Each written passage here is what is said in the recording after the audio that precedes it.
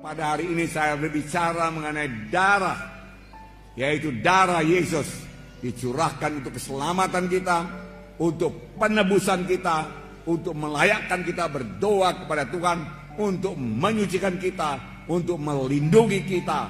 Saudaraku, semua itu terdapat dalam darah Yesus. Saudaraku, untuk kesembuhan kita terdapat dalam darah Yesus. Karena tadi saudaraku memang firman Tuhan berkata, oleh bilur-bilur Yesus kamu sudah sembuh. Haleluya.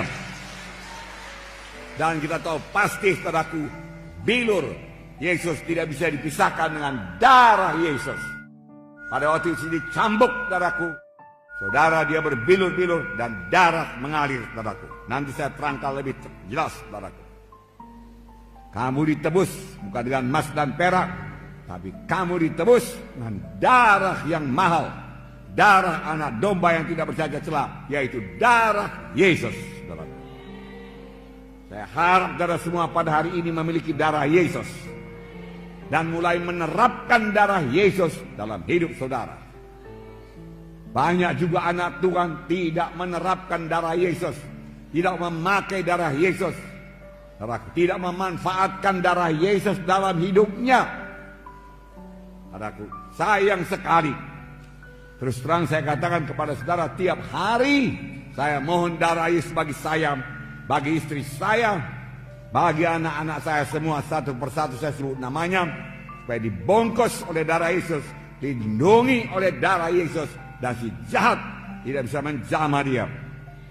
Kalau darah anak domba, yang hanya anak domba, saudaraku berumur setahun tidak bercacat celah, bisa melepaskan bangsa Israel, anak sulungnya, daripada kematian. Dan malaikat maut tidak bisa menjamahnya, setan tidak bisa menjamahnya, apalagi darah Yesus yang sejati. Haleluya. Tepuk tangan saudaraku, haleluya. Nah saudaraku, jangan jarang-jarang menerapkan darah Yesus. Tiap hari terapkan darah Yesus. Kenapa jarang? Sudah jadi topik mengenai darah Yesus sudah hilang daripada pemikiran mereka. Tetapi Tuhan Yesus memerintahkan secara khusus pada umat Israel memperingati Paskah sepanjang masa, selama-lamanya. Nah saudaraku, sampai pada zaman ini seharusnya kita lebih bergairah memperingati Paskah. Karena sekarang anak domba Paskah yang sejati, yaitu Tuhan Yesus Kristus telah mencurahkan darahnya. Nah, saudaraku yang kasih dalam nama Yesus, untuk tinggal saudaraku dalam Yesus perlu darah Yesus. Banyak sekali berkat daripada darah Yesus, melayakkan dan menyucikan.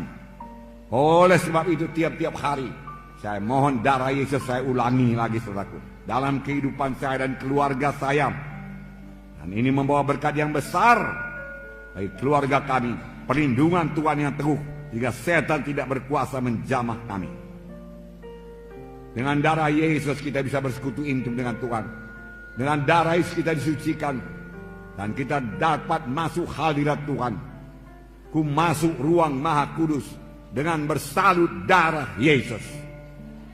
Maka Bapa di sorga, Tuhan tidak bisa menolak kita, karena dialah darahnya yang kudus.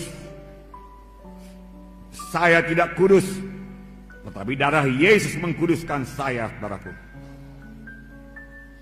Lalu kita sampaikan doa kita. Kita layak buat berdoa, masuk dalam ruang Maha Kudus. Pada waktu Yesus mati di kayu salib, saudaraku, tirai dalam bait Allah terbelah dua dari atas ke bawah, yang memisahkan bilik suci dan bilik Maha Suci.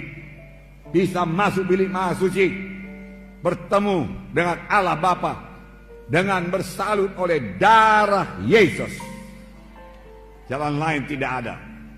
Haleluya saudaraku. Inilah kuasa darah saudaraku. Saudaraku yang kasih dalam nama Yesus. Dan firman Tuhan berkata, jikalau kamu tinggal dalam aku dan aku dalam kamu, mintalah pada apa saja yang kamu kehendaki, aku akan berikan kepadamu. Tinggal dalam Yesus dengan darah Yesus melayakkan kita. Dan firman Tuhan tinggal dalam saya, tinggal dalam saudara, terutama mengenai darah Yesus. kita mengerti, dan kita percaya, dan kita terapkan dalam hidup kita, saudaraku, mintalah apa saja yang kamu kehendaki, maka kamu akan memperolehnya. Saya sudah minta kepada Tuhan keselamatan jiwa-jiwa pada malam ini, kesembuhan jiwa-jiwa pada malam ini, mujizat Tuhan terjadi pada malam ini. Haleluya, saudaraku. Dan Tuhan akan mengabulkannya. Tuhan akan mengabulkannya. Haleluya. Tepuk tangannya meriah, saudaraku. Haleluya. Terima kasih Tuhan Yesus. Haleluya Tuhan. Terima kasih. Terima kasih Tuhan. Tuhan membedakan umat pilihannya dengan bukan umat pilihannya. Ada 9 tulah yang menimpa tanah Mesir sebelum tulah yang ke-10 yang membebaskan dia daripada perbudakan Mesir. Tulah pertama, air menjadi darah. Kalau sekarang kita buka keran, keluar darah. Kalau sekarang kita gali sumur, keluar darah. Kalau kita pergi sungai Delhi jadi darah. Sungai Babura jadi darah. Darah, saudaraku. Bau sekali, saudaraku. Mana-mana, saudaraku. Tentu sangat susah, saudaraku. Nah, ini jadi di tanah Mesir. Firaun berkata, oke, berangkat kalian, berangkat. Tapi lenyapkan dulu darah ini. Lalu Musa berdoa, saudaraku.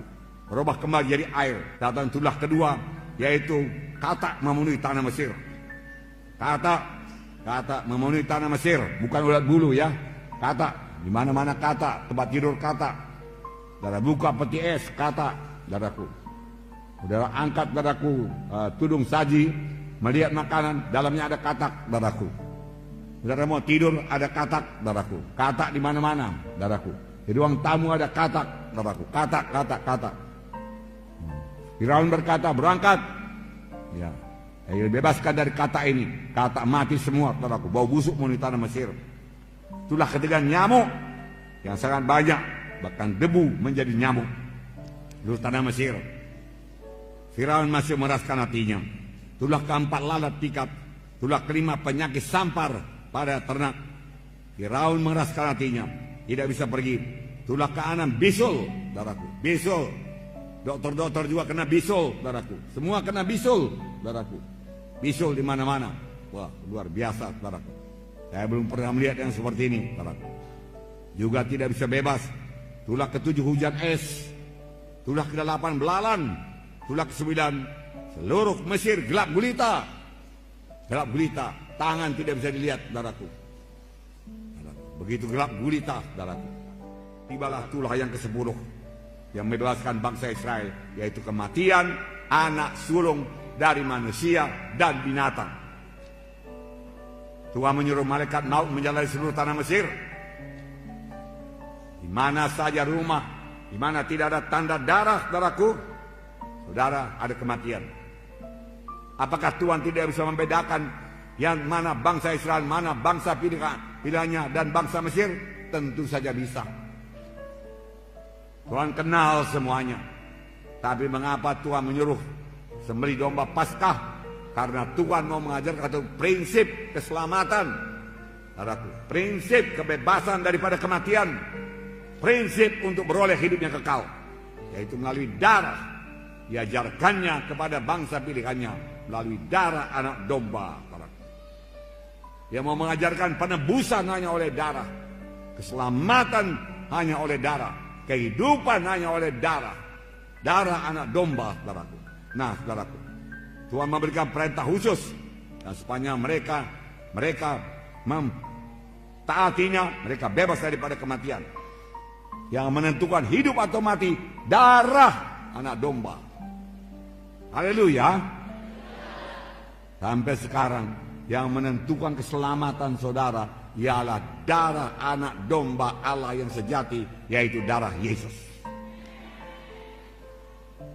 Itu sebabnya setan tidak senang kalau saya berkhotbah, saudaraku, mengenai darah domba Paskah, darah domba Allah yang menyelamatkan. Bukan kebaikan kita, bukan sumbangan kita, bukan amal-amal kita, bukan perbuatan baik kita, tetapi kamu, bukan uang kita, bukan harta kita, saudaraku, bukan korban kita kepada gereja, saudaraku, bukan itu yang menyelamatkan, bukan itu yang membawa ke sorga. Semua itu baik dan disukai Tuhan, tapi ibarat jembatan tadi tidak 1/10 pun membawa kita ke sorga, saudaraku. yang sanggup membawa kita ke sorga hanya satu, yaitu darah anak domba Paskah yang sejati, yaitu darah Yesus. Saudaraku, tepuk tangan padaku. Haleluya. Hanya melalui Yesus kita selamat. Tidak ada jalan yang lain ke sorga. Tuhan sendiri berkata, akulah jalan dan kebenaran dan hidup. Seorang pun tidak sampai kepada Bapa kalau tidak melalui aku. Hanya Yesus jalan ke sorga. Haleluya. Miliki Yesus pada hari ini. Terima darah Yesus pada hari ini. Haleluya. Haleluya. Ucapkan apa yang saya ucapkan. Haleluya Tuhan Yesus. Pada hari ini saya terima darah Yesus untuk menebus saya. Tiap-tiap hari saya terapkan darah Yesus untuk melindungi saya dengan salutan darah Yesus. Si jahat, setan iblis, kematian tidak bisa menjamah saya. Saya percaya Tuhan, hanya Yesus jalan ke sorga. Saya percaya Tuhan, oleh bilur Yesus saya disembuhkan. Haleluya. Tepuk tangan padaku. Haleluya. 1 Petrus 1:18-19 berkata, sebab kamu tahu bahwa kamu telah ditebus dari cara hidupnya yang sia-sia, yang kamu warisi dari nenek moyangmu, bukan dengan barang yang fana, bukan pula dengan perak atau emas, melainkan dengan darah yang mahal, yaitu darah Kristus yang sama seperti darah anak domba dan tidak bernoda, tidak bercacat. Kamu ditebus bukan dengan emas dan perak, dari perbuatanmu yang sia-sia, dari dosamu, dari penyembahan berhalamu, dari pemberontakanmu, dari ketidakpedulianmu kepada jalan Tuhan, dari segala tipu dayamu, dari segala dosamu. Bukan dengan emas dan perak, bukan dengan hartamu. Kau persembahkan seluruh hartamu, tidak bisa menebus engkau. Tapi engkau ditebus hanya dengan darah anak domba yang tidak bercacat celah, yaitu darah Yesus. Haleluya. Setelah saudara dengarkan firman Tuhan ini, adakah saudara percayakan darah Yesus? Darah Yesus berkuasa, amin. Membungkus saudara pada saat ini, amin. Haleluya.